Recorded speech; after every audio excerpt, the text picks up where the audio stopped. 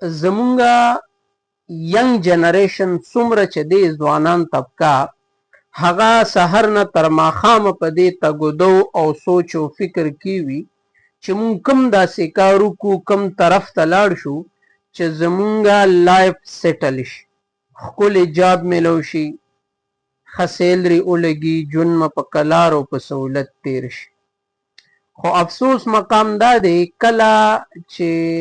5 ټیمه د جومات د منارې نه اواز وشي حی علی الفلاح راشئ ځئ د کامیابۍ ته، نو بیا زمونږ تکه ځوانان دا هیډفون غوږ کې د کرکټ په ګراونډونو کې یا د کلي په عامو دوکانونو کې ناست وي. نو زه د ټولو ځوانانو ته دا خبره کوم چې حالات بدلونکي او لایف سیټل کوونکي